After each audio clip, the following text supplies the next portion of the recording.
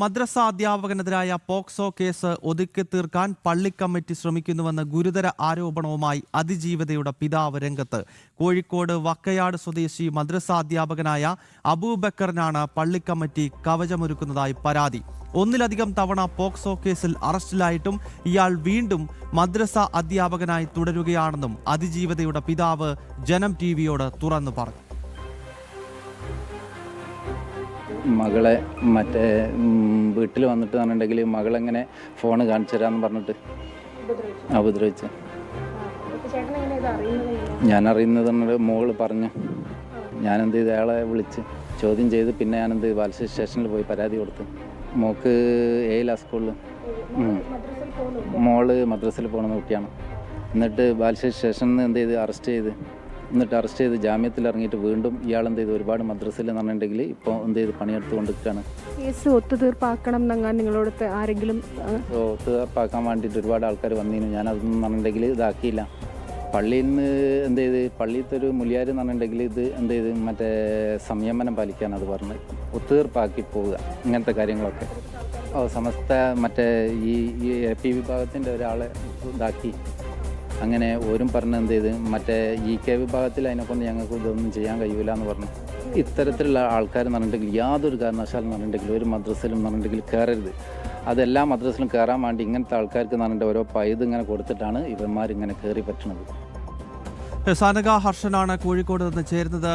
അനഘ, ഇതൊരു ഒറ്റപ്പെട്ട സംഭവമേ അല്ല. കാരണം മദ്രസകളിൽ ഇത്തരം സംഭവങ്ങൾ വ്യാപകമായി നടക്കുന്നുവെന്ന് മുസ്ലിം സമുദായത്തിൽ നിന്ന് തന്നെ വലിയ വിമർശനം ഉയരുന്നുണ്ട്. പക്ഷേ സംഭവിക്കുന്നത് പള്ളി കമ്മിറ്റികളും ഈ തീവ്ര മുസ്ലിം സംഘടനകളും ഇത്തരം ഉസ്താദുമാരെ ഇങ്ങനെ പരിപോഷിപ്പിക്കുകയാണ്. ഇപ്പോൾ ഈ കേസിലും സംഭവിച്ചിരിക്കുന്നത് അത് തന്നെയാണല്ലോ. അബൂബക്കർ മുൻപും പോക്സോ കേസിൽ ഉൾപ്പെടെ പെട്ടിരിക്കുന്ന വ്യക്തിയാണ്. അയാൾ ഇപ്പോഴും മദ്രസ അധ്യാപകനായി തുടരുന്നു. അതിനായി പള്ളി കമ്മിറ്റി ചെയ്യേണ്ടതെല്ലാം ചെയ്യുന്നു. അതല്ലേ ഈ അതിജീവിതയുടെ പിതാവ് നമ്മളോട് തുറന്നു പറഞ്ഞത്?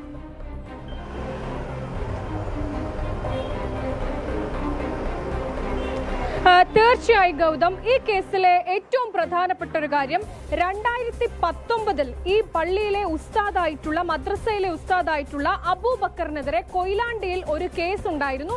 അതും ഒരു പോക്സോ കേസായിരുന്നു. അതിൽ പള്ളിയിൽ മതപഠന ക്ലാസ്സിൽ താമസിച്ച് പഠിച്ചിരുന്ന ഒരു കുട്ടിയെ ലൈംഗികമായി പീഡിപ്പിക്കുകയാണ് ഈ അബൂബക്കർ എന്ന് പറയുന്ന മദ്രസ അധ്യാപകൻ ചെയ്തിരിക്കുന്നത്. ഈ കേസിൽ ഈ കുട്ടി ഈ സ്കൂളിൽ മദ്രസയിൽ വന്നിരുന്ന ചൈൽഡ് ലൈൻ അധികൃതരോട് ഈ കാര്യം 2019 പറയുന്നു. ഇയാൾക്കെതിരെ കേസെടുക്കുന്നു. കോടതി ഇയാളെ പോക്സോ കേസിൽ 15 വർഷം തടവും 2.5 ലക്ഷം രൂപ പിഴയും ഈ മദ്രസ അധ്യാപകനായിട്ടുള്ള അബൂബക്കറിന് അന്ന് വിധിക്കുകയും ചെയ്തിട്ടുണ്ട്. ഈ കേസിലും ഇദ്ദേഹം ജാമ്യത്തിൽ ഇറങ്ങുകയാണ് ചെയ്തിട്ടുള്ളത്. അതിനുശേഷമാണ് പിന്നീട് നമ്മോട് പ്രതികരിച്ച ഈ പിതാവിന് ഇത്തരത്തിൽ പിതാവിന്റെ മകളോട് ഈ രീതിയിലുള്ള ഒരു ലൈംഗികമായി പെരുമാറുകയും ചെയ്തിട്ടുള്ളത്. ആ സംഭവം നടക്കുന്നതും ഈ കാലഘട്ടത്തിൽ. അതിനുശേഷമാണ് ഈ സംഭവം ഇങ്ങനെയാണ്. അതായത് ഈ ബാലുശ്ശേരിയിലാണ് ഈ അബൂബക്കർ എന്ന് പറയുന്ന ഈ മദ്രസ അധ്യാപകന്റെ താമസിക്കുന്നത്. അവിടെ നിന്ന് ഈ തൊട്ടടുത്തുള്ള വീട്ടിൽ താമസിക്കുകയായിരുന്ന മദ്രസയിലൊക്കെ പഠിക്കുന്ന ഒരു പെൺകുട്ടി 7ാം ക്ലാസ്സുകാരിയാണ്. ഈ കുട്ടിയുടെ അടുത്തേക്ക് വരുന്നു, ഫോൺ കാണിച്ചു കൊടുക്കുന്നു. അതിനുശേഷം കുട്ടിയെ ലൈംഗികമായി ഉപദ്രവിക്കുന്നത് ഒരു വട്ടമല്ല പലവട്ടം ഈ കുട്ടിയോട് 7ാം ക്ലാസ്സുകാരിയോട് ഈ ഉസ്താദ് ഈ സമാനമായ രീതിയിൽ പെരുമാറുകയും ചെയ്തിട്ടുണ്ട്. ഈ കുട്ടി ഇത് ആദ്യഘട്ടത്തിൽ തന്നെ തന്റെ അടുത്ത ആളുകളോട് ഇത് പറഞ്ഞിട്ടുണ്ട്. പക്ഷേ ഉസ്താദാണ്, പള്ളിയുണ്ട്, അങ്ങനെ മതപരമായ നിരവധി ചട്ടക്കൂടുകളുണ്ട്. ഈ കാര്യം ഈ കുട്ടിയുടെ ആളുകൾ മറച്ചു വെക്കുന്നു. പിന്നീടാണ് ഒരു ദിവസമാണ് ഈ പിതാവ് ഈ മദ്രസയിൽ പരിപാടിക്ക് ബാക്കി എല്ലാ കുട്ടികളും പോയി, ഈ കുട്ടി മാത്രം പോയില്ല. അപ്പോൾ ഈ പിതാവ് എന്തുകൊണ്ട് മോൾ പോയില്ല എന്ന് ഈ കുട്ടിയോട് 7ാം ക്ലാസ്സുകാരിയോട് ചോദിക്കുന്നു. അപ്പോഴാണ് പറഞ്ഞത് തനിക്ക് ഈ ഉസ്താദായിട്ടുള്ള ആളിൽ അബൂബക്കർ എന്ന് പറയുന്ന മദ്രസ അധ്യാപകരിൽ നിന്ന് ഇത്തരത്തിലുള്ള ദുരനുഭവം ഉണ്ടായി എന്ന 7ാം ക്ലാസ്സുകാരി പിതാവിനോട് തുറന്ന് പറയുന്നു. ആ സമയത്ത് തന്നെ ഈ പിതാവ് ബാലുശ്ശേരി പോലീസിൽ ഈ കുട്ടിയുമായി ചെല്ലുന്നു. മജിസ്ട്രേറ്റിന് മുന്നിൽ മൊഴി കൊടുക്കുന്നു. ഇയാളെ ബാലുശ്ശേരി പോലീസിനെയും ഒപ്പം കൂട്ടി ഈ മദ്രസ അധ്യാപകനായിട്ടുള്ള അബൂബക്കറിനെ പിടിച്ച് പോലീസിൽ ഏൽപ്പിക്കുകയും ഒക്കെ തന്നെ ചെയ്തിട്ടുണ്ട്. ഇപ്പോൾ ഈ പിതാവ് ഇത്തരത്തിൽ ഒരു പ്രതികരണം നടത്താൻ കാരണമെന്ന് പറയുന്നത് ഈ കേസിലും ഇദ്ദേഹത്തെ ശിക്ഷിക്കുകയും ചെയ്തു. അതിനുശേഷം ജാമ്യത്തിലിറങ്ങുകയും ചെയ്തിട്ടുണ്ട്. ഈ ജാമ്യത്തിലിറങ്ങിയ മദ്രസ അധ്യാപകൻ വീണ്ടും വിവിധ മദ്രസകളിൽ മാറി മാറി പഠിപ്പിക്കുന്നുണ്ട് എന്നുള്ളതാണ്. അതായത് തന്റെ കുട്ടിക്ക് വന്ന ഒരു അനുഭവം മറ്റൊരു കുട്ടിക്കും വരാൻ പാടില്ല എന്നാണ് ആ പിതാവ് പറയുന്നത്. അതുകൊണ്ടാണ് താൻ ഇത് മാധ്യമങ്ങൾക്ക് മുന്നിൽ വെളിപ്പെടുത്താൻ തയ്യാറായത് എന്നുള്ളതാണ്. പക്ഷെ നമുക്ക് ആ പിതാവിന്റെയോ മറ്റു കാര്യങ്ങളൊന്നും ഐഡന്റിറ്റി ഒരു രീതിയിലും പുറത്തു പറയാൻ പറ്റില്ല എന്നുള്ളത് കൊണ്ട് മാത്രമാണ്. ആ പിതാവ് പറയുന്നത് ഇത്ര മാത്രമാണ്: ഇത്തരത്തിൽ പള്ളി കമ്മിറ്റി അടക്കം ഈ മദ്രസ പീഡകനായിട്ടുള്ള ഈ അബൂബക്കറിന് പിന്തുണയാണ് നൽകുന്നത്. പള്ളിയിൽ ഈ കാര്യം പറഞ്ഞപ്പോൾ അത് ഒതുക്കി തീർക്കാനുള്ള ശ്രമമാണ് നടത്തിയത്. ഇസ്ലാമിക മതപണ്ഡിത സഭയായിട്ടുള്ള സമസ്ത നേതാക്കളെ കണ്ടപ്പോഴും അവരുടെ ഭാഗത്തു നിന്നും ഒരു പ്രതികരണവും ലഭിച്ചിട്ടില്ല. അതിലെല്ലാം ഒടുവിലാണ് ഇത് മാധ്യമങ്ങളോട് പറയണം എന്ന് അദ്ദേഹം തീരുമാനമെടുത്തത്. ഈ അതിജീവിതയുടെ പിതാവ് പറയുന്ന ഒരൊറ്റ കാര്യം മാത്രമേ ഉള്ളൂ: ഇനി ഒരു മദ്രസയിലും ഇയാൾ ഇത്തരത്തിൽ നിരന്തരം പീഡന കേസുകളിൽ, പോക്സോ കേസുകളിൽ അകപ്പെട്ടിരിക്കുന്ന ഈ മദ്രസ അധ്യാപകനായിട്ടുള്ള അബൂബക്കറിനെ ഈ കോഴിക്കോട്ടെ വിവിധ മദ്രസകളിലാണ് ഇദ്ദേഹം പഠിപ്പിക്കുന്നത്. ആ പഠിപ്പിക്കുന്നതിൽ നിന്ന് വിലക്കണം, ഈ ആവശ്യം ഉന്നയിച്ചുകൊണ്ടാണ് അദ്ദേഹം രംഗത്ത് വന്നിരിക്കുന്നത്. നിയമപരമായി തന്നെ ഈ വിഷയം ചൂണ്ടിക്കാണിച്ചുകൊണ്ട് മുന്നോട്ട് പോകുമെന്ന് തന്നെയാണ് ഈ 7ാം ക്ലാസ്സുകാരിയുടെ പിതാവ് ഇനിയും സമീപിക്കാൻ മറ്റൊരു സ്ഥലമില്ല എന്ന് വേണം മനസ്സിലാക്കാൻ. അതായത് ആദ്യം പള്ളി കമ്മിറ്റിയോട് ഇക്കാര്യം പറയുന്നുണ്ട്. അതിനുശേഷം സമസ്ത പോലെയുള്ള മുസ്ലിം സംഘടനകളുമായി അദ്ദേഹം ബന്ധപ്പെടുന്നു. പക്ഷെ അവിടെയെല്ലാം ഈ ക്രിമിനൽ ആയിട്ടുള്ള മദ്രസ അധ്യാപകന് കവചമൊരുക്കുകയാണ്. അതായത് അവരെല്ലാം ഈ വിഷയം പുറത്തു പറഞ്ഞ് സമുദായത്തെ മോശമാക്കേണ്ട എന്ന സ്ഥിരം പല്ലവി അതാണല്ലോ ഇവിടെ നടന്നുകൊണ്ടിരിക്കുന്നത്. എത്രയോ മദ്രസ അധ്യാപകർ പോക്സോ കേസിലും ആൺകുഞ്ഞുങ്ങളെ പീഡിപ്പിക്കുന്ന കേസുകളിൽ വരെ തുടർച്ചയായി പ്രതി ചേർക്കപ്പെടുന്നുണ്ട്. പക്ഷെ അവരൊന്നും ശിക്ഷിക്കപ്പെടുന്നത് നമ്മൾ കാണുന്നില്ല. അങ്ങനെ ശിക്ഷിക്കപ്പെടുന്ന ഒരു ഘട്ടത്തിലേക്ക് കാര്യങ്ങൾ എത്താതിരിക്കാൻ ഈ പള്ളി കമ്മിറ്റിക്കാരും സമസ്തയും അങ്ങനെയുള്ള സംഘടനകളും ഒക്കെ വലിയ ഇടപെടൽ നടത്തുന്നുണ്ട്. ഇതൊക്കെ നമ്മൾ എല്ലായിടത്തും കാണുന്നതാണ്. ഈ കോഴിക്കോട്ടെ ഈ കേസിലും അതുതന്നെയാണല്ലോ സംഭവിച്ചിരിക്കുന്നത്. അനഘ,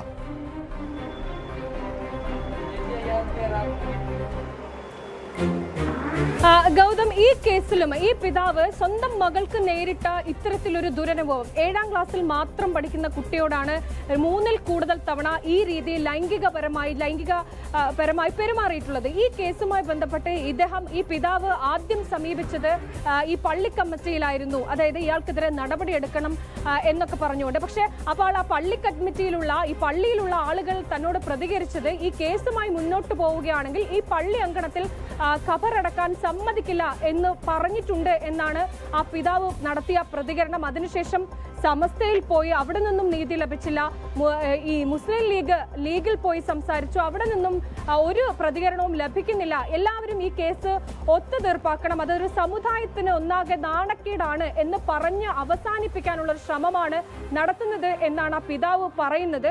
എന്നാലും ഇത്തരത്തിലൊരു അനുഭവം ഉണ്ടാകുമ്പോൾ വെറും 7ാം ക്ലാസ് മാത്രം പഠിക്കുന്ന ഒരു കുട്ടി, ആ കുട്ടിക്ക് മാത്രമല്ല മുൻപും ഇത്തരത്തിൽ പോക്സോ കേസിൽ പ്രതിയായിട്ടുള്ള, ശിക്ഷിക്കപ്പെട്ടിട്ടുള്ള ഒരാളാണ് ഈ മദ്രസ അധ്യാപകനായിട്ടുള്ള ഈ വാഗയാട് സ്വദേശി അബൂബക്കർ. ഇയാളാണ് വീണ്ടും വീണ്ടും മദ്രസകളിൽ. വ്യക്തമാണ് അനഘ. എന്തായാലും ഈ അബൂബക്കർ എന്ന ഉസ്താദ് ഒരു പീഡന വീരനാണ്. ഇയാൾക്കെതിരെ മുൻപും പോക്സോ കേസ് തന്നെ ഉണ്ട് എന്നതാണ് ശ്രദ്ധേയം. എന്നിട്ടും ഇയാൾ ഇപ്പോഴും കോഴിക്കോട് ജില്ലയിലും അതിന് പുറത്തുമൊക്കെ വിവിധ മദ്രസകളിൽ ഇയാൾ ഇപ്പോഴും അധ്യാപകനാണ് എന്നതാണ്. സമസ്ത പോലുള്ള മുസ്ലിം സംഘടനകളും പള്ളി കമ്മിറ്റിയും ഒക്കെ ഇയാൾക്ക് ഈ ഘട്ടത്തിലും കവചമൊരുക്കുകയാണ്. നോക്കൂ, ഒരു 7ാം ക്ലാസ്സുകാരിയെയാണ് ഇയാൾ പലതവണ പീഡിപ്പിച്ചത്. ആ പിതാവ് ഇപ്പോൾ നീതി തേടി പല സ്ഥലങ്ങളിൽ അലയുകയാണ്. ഏറ്റവും ഒടുവിൽ ജനം ടിവിയോട് അദ്ദേഹം ഈ കാര്യങ്ങളെല്ലാം തുറന്നു പറയുകയായിരുന്നു. അനഘ ഹർഷനാണ് വിശദാംശങ്ങളുമായി കോഴിക്കോട് നിന്നും ചേർന്നത്.